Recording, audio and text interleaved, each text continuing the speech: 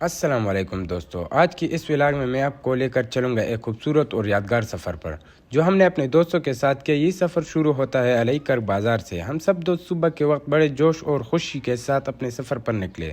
موسم خوشگوار تھا اور دل میں ایک عجیب سا سکون تھا۔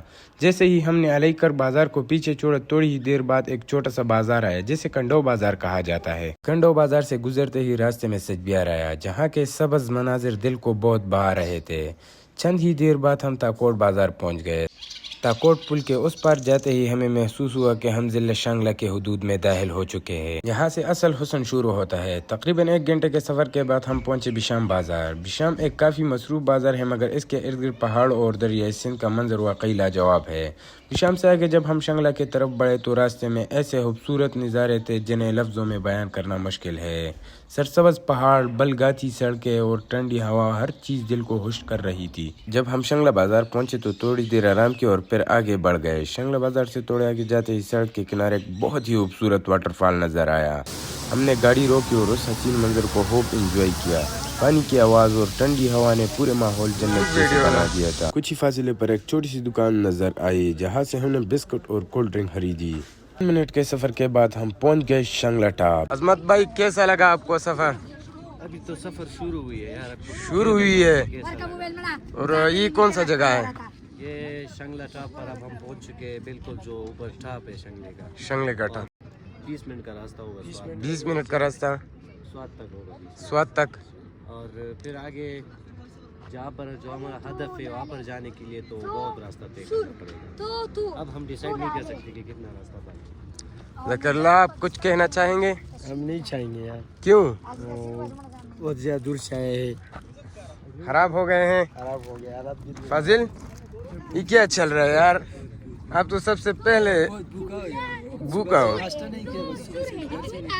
شانگلہ ٹاپ ایک بہت ہی دلکش مقام ہے جہاں ہم نے رک کر کولڈ ڈرنک پی اور بسکٹ کھائے۔ اوپر سے نیچے کا منظر دیکھ کر ایسا لگ رہا تھا جیسے ہم بادلوں کے اوپر ہو۔ اس کے بعد ہم نے اپنا سفر جاری رکھا اور آخرکار پہنچ گئے سوات بازار۔ سوات کی خوبصورتی واقعی اپنی مثال آپ ہے۔ کچھ ہی دیر بعد راستے میں ایک بازار آتا ہے تو ہم نے وہاں گاڑی روکی اور مسجد گئے، وضو کیا اور نماز پڑھ لیا۔ یہاں سے آگے بڑھے تو ہم بحرین بازار پہنچے۔ سوات اور بحرین کے درمیان کا راستہ تو واقعی جنت کا ٹکڑا لگتا ہے۔ دریائے سوات کا نیلا پانی، اس کے کنارے درخت اور پہاڑ، ہر منظر کیمرے میں قید کرنے والا تھا۔ بحرین سے آگے ہم پہنچ گئے مدین بازار تو دوستوں نے بولا بہت بھوک لگا ہے، کھانا کھا کے آگے کا سفر شروع کریں گے۔ تو عظمت سے پوچھتے کہ کھانے میں کیا کھایا جائے۔ جیسا کہ عظمت نے بولا کہ جتنا ہمارا انکم ہے اسی کے حساب سے کباب کھا لیتے ہیں، تو ہم نے کباب آرڈر کیا اور ہمارا آرڈر تیار ہو گیا اور ہمارے سامنے ہے۔ کباب تو بہت مزے کا ہے ماشاءاللہ۔ مدین سے کلام کا یہ سفر واقعی جنت سے کم نہیں۔ راستے میں بہتے دریائے سوات اور ٹھنڈی ہوائیں دل کو سکون دیتی ہے، اور جب نظر اٹھاؤ تو پہاڑوں کی برف سے ڈھکی چوٹیاں سورج کی روشنی میں چمکتی نظر آتی ہیں۔ ہر موڑ پر ایک نیا منظر، ایک نئی خوبصورتی۔ یہ راستہ نہیں، قدرت کا ایک شاہکار ہے۔ آخرکار ہمارا خواب پورا ہوا جب ہم کالام پہنچ گئے۔ کالام بازار پہنچ کر ہم سیدھا نکل گئے کالام ویو پوائنٹ کی طرف۔ وہاں پہنچ کر جو نظارے دیکھے وہ واقعی ناقابل بیان تھے۔ ہر طرف سبز ٹھنڈی ہوا اور سکون ہی سکون۔ اب عظمت سے پوچھیں گے، کروں گا کہ یہ جگہ آپ کے لیے جو ہے وہ بہت بہترین ہے۔ یعنی آپ یہاں سے اندازہ لگا سکتے ہیں کہ جو اونچے اونچے پہاڑ ہیں اور ان کے اوپر سرے پر جو سفید جو کہ لش پش جس کو ہم پشتوں میں کہتے ہیں۔ سردی کے بارے میں کیا کہیں گے آپ؟ سردی تو یہاں کا میرے خیال سے -4 لگ رہا ہے۔ نہیں -4 تو نہیں ہے، لیکن نارمل ہے یار، جتنا عام سردی میں موسم ہوتا ہے بس اسی طرح۔ میں آپ کو یہ ریکمینڈ کرتا ہوں کہ آپ ایک بار ضرور آ جائیں۔ اگر گاؤں میں بھی رہتے تو یہاں پر آ جائے، اور ویسی تو زندگی سے تو انجوائے لیجیے اگر جگہ اچھا۔ شکریہ دوستو، ہمارے ساتھ ہی رہیے، ہم آپ کو یہ سارے ویوز دکھائیں گے اور ہمارے ساتھ رہیے اور یہ دیکھیں ویوز۔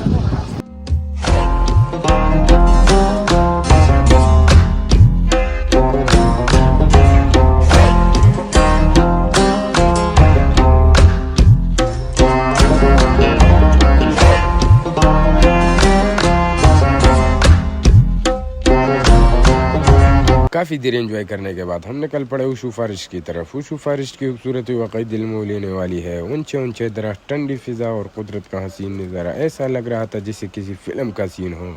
کچھ وقت وہاں گزارنے کے بعد ہم واپس آئے کالام میڈو اور وہاں ہم نے اپنا ٹینٹ خیمہ لگایا۔ شام ہوتے ہی موسم اور بھی خوبصورت ہو گیا۔ رات کے وقت کچھ لوگ وہاں ڈانس کر رہے تھے. ہم نے بھی اس ماحول کو خوب انجوائے کیا. ہنسی مذاق, موسیقی اور دوستوں کے ساتھ گزارنا, یہ سب لمحے ہمیشہ یاد رہنے والے تھے. اس کے بعد ہم نے اپنے لیے کھانے کا انتظام کیا. کھانا کھایا اور تھکے ہوئے جسم کے ساتھ ٹرین میں جا کر سو گئے. A few moments later.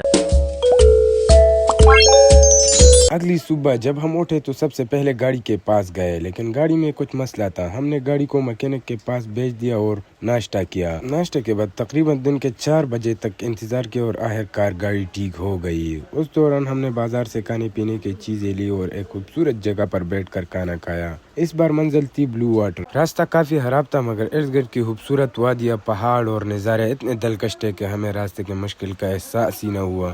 آخر کار ہم بلو واٹر پہنچ گئے جو واقعی ایک جنت جیسی جگہ ہے.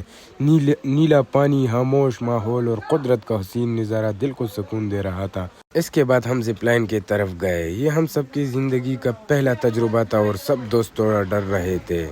سب سے پہلے ہمارے دوست عظمت گئے, پھر میں نے ہمت کی اور زپ لائن کی. شروع میں ڈر لگا لیکن بعد میں یہ ایک زبردست تجربہ بن گیا. عظمت کیسا لگا آپ کو یہ زپ لائن پہ جا کر؟ اچھا بھی تھا, تھوڑا برا بھی تھا. وہ کیسے برا کیسے تھا؟ برا ایسا تھا کہ ہمیں موت یاد دلایا اور اچھا ایسا تھا کہ ہمیں وہ کیسے یار؟ مجھے تو بالکل ڈر نہیں لگ رہا تھا. یار اپنے رنگ کو دیکھو, آپ کو ڈر نہیں لگا؟ نہیں یار, آپ لوگ دیکھیں میرے رنگ کو یار. اس کے دیکھو, یہ ماسک لگایا ہے, ماسک لگایا ہے اس نے, اسی وجہ سے. اب ہم آ گئے ہیں سائیکل زپ لائن پر جائیں گے ہم. کیا سین ہے بھائی جان؟ سین تو یہی ہے کہ اس میں تو پہلا زپ لائن پر پہلا ڈر تھا. ہاں, کیوں ڈر تھا؟ اس پر بیٹھ رہے ہیں تم اللہ کے علاوہ بھی کسی سے ڈرتے ہو؟ ڈاڑا ہو گیا. اللہ کے علاوہ بھی کسی سے ڈرتے ہو؟ نہیں ویسے نہیں یار یہ تو ایسے حسین پہاڑے تو مجھے اور نہیں دیکھنے کو ملتے.